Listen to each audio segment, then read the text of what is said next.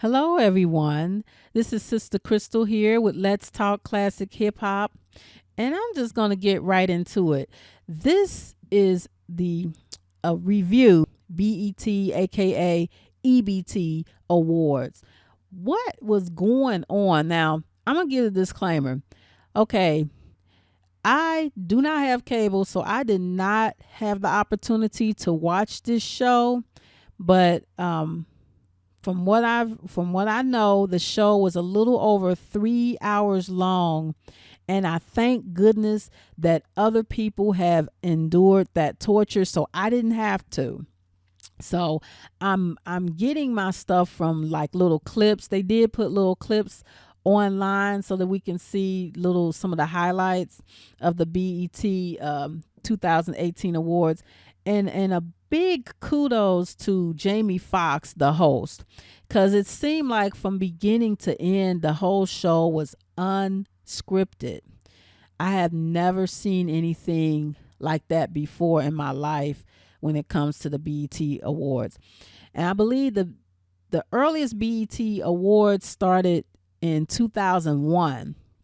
And so I'm going to say with Jamie Foxx, he started out just going on and on about Black Panther. And with this being an award show, you would think that they would mention other movies. Now, there were a lot of other movies that came out in the past year. I think Mudbound was released, and I can't think of all the other movies, but there were so many other great movies besides just Black Panther. But from what I saw, it sounded like he was just going on and on about Black Panther, like that was the only movie that was released in the past 365 or 366 days.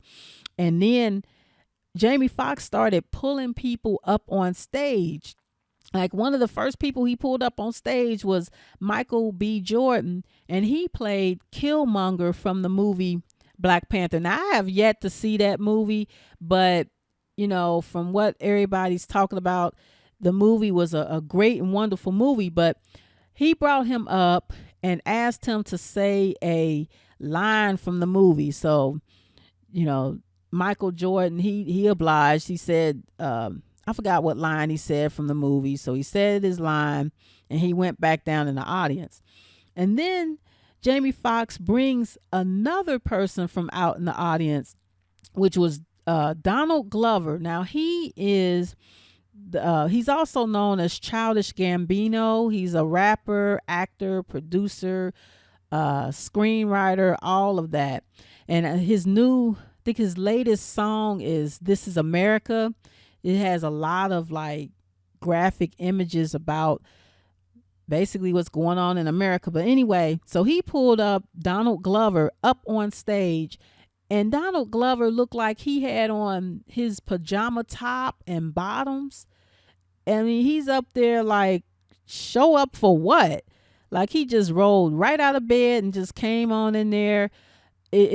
It just looked like they were just calling people at the last minute, like, hey, come to the BET Awards. And that was interesting because in the past, I haven't even seen like much, what do you call that, advertisement. Like in the past, you would see advertisement for the BET Awards like months in advance. And this year, I hadn't really seen much advertisement for it. And I'm wondering, is it because the CEO, Deborah Lee, stepped down on May 28th, and she was also honored. LL Cool J presented her with something called, what was it called? The Ultimate Icon Award. So Deborah Lee, she's been at the company BET Network since 1986.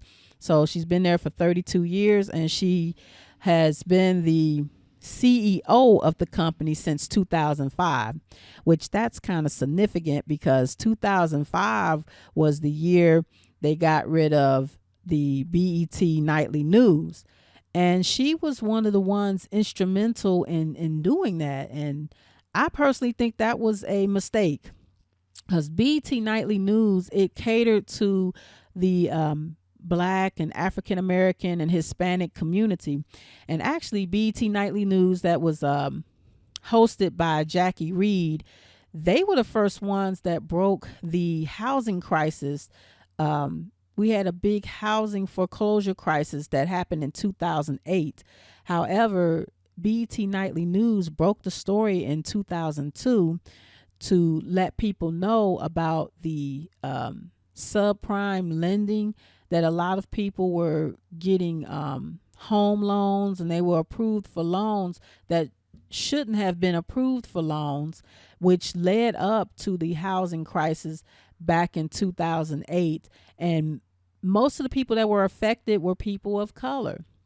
But BET Nightly News, they were the first ones that broke that. And for Deborah Lee not to see that as an asset and not see the value in keeping a show like that, that was the beginning of the end. I wanted to read a quote that was attributed to her when she took over in 2005. It says, and this is quote, "With 24-hour news outlets and everyone getting news off the internet, our audience doesn't want to wait until 11 p.m. to find out what the news is." So in other words, she's saying like it's not worth having a BET Nightly News because it's not relevant. Everybody can get news from other places. But she was wrong in that, because what BET Nightly News did was they catered the news for an underserved population that needed it. And it's unfortunate that her, as a woman of color, Black woman, didn't see the value in keeping something like that. And, I think that was part of the beginning of the end. When they got rid of Teen Summit. That was a great show from the early 1990s to the early 2000s. It was a show where teens, they were the host and they were the guest, and you talked about things that was affecting the teen population. I thought that was a great show. Got rid of that. So, sometimes it is good to have a niche, because you have your niche population and they will come and they will support you as long as you support them. But unfortunately, I think BET is an example of what happens when you don't keep your focus on serving the underserved. You will get your money. You may not get it fast, but you will be able to maintain, and you're doing a good service to the community, and you're making money. To me, the last time BET Awards was really exciting, like I used to work my schedule around the BET Awards. The last time it was, to me, that it was worth watching was back in 2010, and that was when actually Nicki Minaj, she won for Best New Artist back in 2010 at the BET Awards. And she was up against some heavy hitters. She was up against Justin Bieber, Melanie Fiona, Wale, and Young Money. And that's also the year that Chris Brown did his moving tribute to Michael Jackson, who had passed away the year earlier. So, but yeah, that 2010, to me, that was the last time that they really had a really decent show. Fast forward to 2018, and I haven't seen a show. Now maybe I'm biased, so let me clarify. So I'm probably biased because that was the last time I got a chance to see a full BET Awards show. But I don't feel like I missed anything in 8 years, because I haven't seen there's no growth. Like, people, even the way people talk about it, the people who have seen it, I don't hear any excitement or anything like that. So it's downgraded to the EBT Awards, and it really, shouldn't be. They had enough budget to do really nice things. And from what I read, Deborah Lee reportedly increased the budget by 50%. So how do you increase the budget by 50%, but the quality of your programming has not increased? How does that work? But it ended with Snoop Dogg. He did a rendition of his hits at the beginning, and then towards the end, he did his gospel, some of his gospel songs. He has a gospel album out. I don't know the title of it, but that's interesting. I always find it interesting when artists do gospel, where they used to do songs talking about killing and how many girls you can bed down and all this kind of stuff, and then now you come out with a gospel album. And that's cool, but it seemed like some of the worst people decide to do, not worst people, but maybe you had a hard life coming up, or maybe you've done things to people or whatever, and now you going into gospel. It's like, oh yeah, check out my gospel CD, after you then did hundreds of CDs talking about killing people and drugs, sex, money, clothes, and hoes, and now you doing the gospel. You're like, hey, I love Jesus, come on. But nah, I'm just glad, some of these people, I'm glad that they're on the side of Jesus now. If that's the way you're gonna go, there's nothing wrong with it. So many other artists have done it before him. Most notably, R. Kelly. He had like a gospel CD or something like that, and we already know what's been going on with him. So, oh well. But and I heard it was pretty nice, and he was right at the end. What I didn't like, and what sounded like it really wasn't cool, was that they cut the commercial halfway in between Snoop Dogg's performance. So it's like, okay, why wouldn't you just play the whole thing out and then do the commercial? Again, EBT, whatever, that it just doesn't make sense to me. But anyway, this whole award show this year just sound like it was just so lackluster, unplanned, and I'm just wondering if it has anything to do with them, with the president and CEO stepping down. And actually, I'm not sure how much input the president and CEO has in the award shows, but I just don't think it's a coincidence that now the CEO is stepping down, and this sound like this is the most just uneventful, uninspiring B.E.T Awards that they have had in a long time. There's no reason why he would have to pull people up out of the audience. And it just seemed like, I don't know if he was trying to buy time. Did the BET networks not pay enough or whatever? It's just like, ooh. And I'm just going by my imagination. So I can imagine that that's kind of painful to watch. It's like, come on.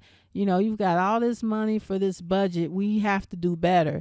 And Donald Glover, I'm glad he did come up on the stage in his pajamas, because it really just shows that, hey, show up for what?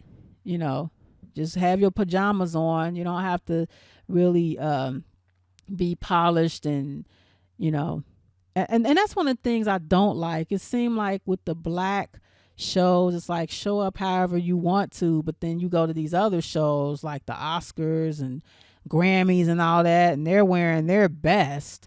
They're fighting to get up on stage. Like it reminds me of Old Dirty Bastard, Rest in Paradise.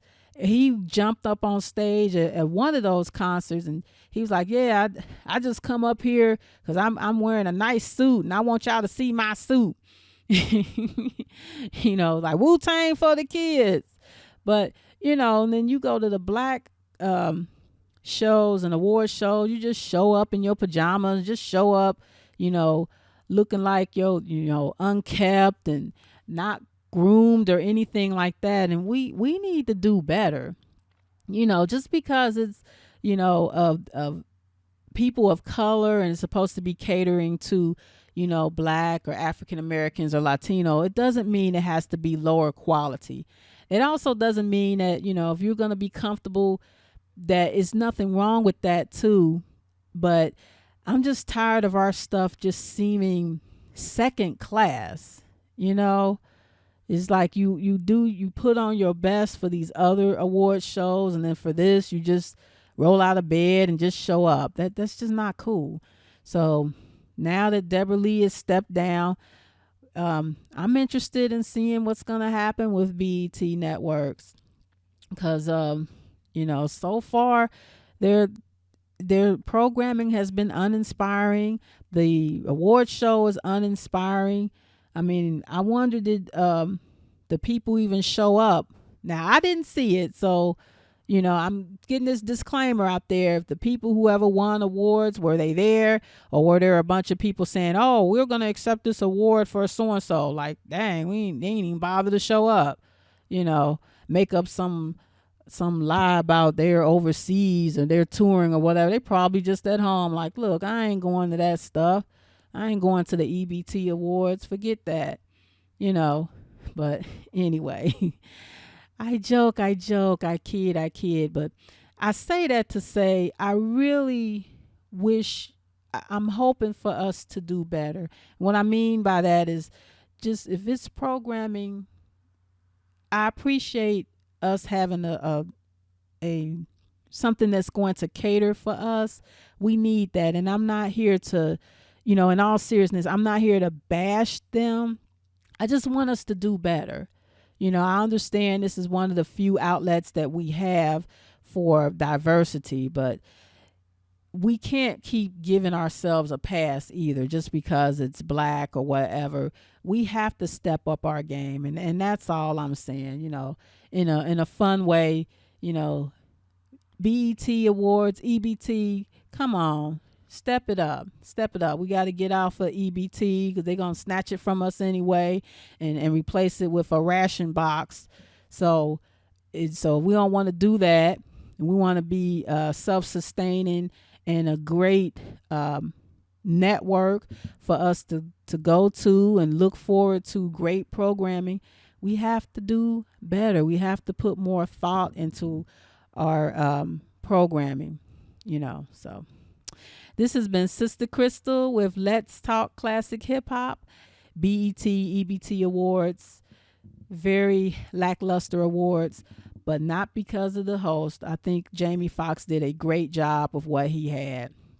Oh, and also they had a tribute to Anita Baker, and from what I heard, sound like she gave them, a little spanking. She was saying, what I got from it was she was encouraging the younger artists to reach out to the older artists, and the older artists to reach out to the younger artists, and I think that's a great message to put out there. Just embrace each other, do what you can. But anyway, Sistah Crystal with Let's Talk Classic Hip Hop. Like, comment, subscribe, and until next time, take care.